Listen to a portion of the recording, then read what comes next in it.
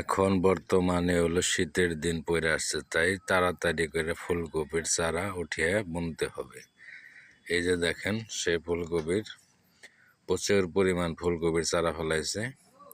সে নিজেও বুনবো, তারপরে হলো সে কিছু বিক্রিও করব।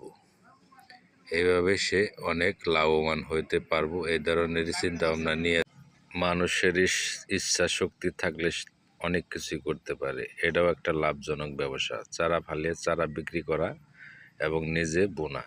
তাই আমি সকলকে বলবো এই ভিডিওটা পুরোটা দেখবেন, তাহলে অনেক কিছু শিখতে পারবেন। এই ধরনের ভিডিও পাইতে চাইলে আমার এই চ্যানেলটা সাবস্ক্রাইব করে রাখবেন, তাহলে অতি শীঘ্রই আপনাদের সামনে নোটিফিকেশন যাবে, আপনারা ভিডিওগুলো দেখতে পারবেন।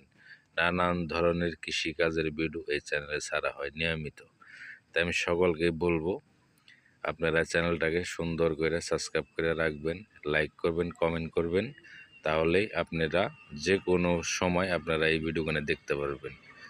ভিডিওগুলো দেখবেন, অনেক কিছু শিখবেন, কীভাবে চাষ করা হয় সবজি, সব ধরনেরই, কিভাবে আপনারা কোন সব জায়গার ভিতরে কেমন চারা বুনবেন, আপনারা সব ধরনেরই জিনিস এই ভিডিওর ভিতরে আপনারা দেখতে পারবেন, শুনতে পারবেন, বুঝতে পারবেন। অনেক কিছুই বোঝার আছে। এই ভিডিও দেখলে আপনারা অনেক মানুষই অনেক কিছু শিখতে পারবেন।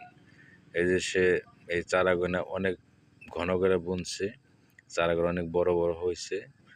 কিছু চারা সে নিজের জমিনে লাগাবো, বাদ বাকি চারাগুলো সে বাজারে বিক্রি করে দেব। এটাও একটা মোটা অঙ্কের একটা লাভজনক ব্যবসা। তাই আমি সকলকে বলবো, যাদের জায়গা জমিন আছে আপনারা এই ধরনের ব্যবসা করলেও আপনারা অনেক কেউ করতে পারবেন। এটাও একটা লাভজনক ব্যবসা।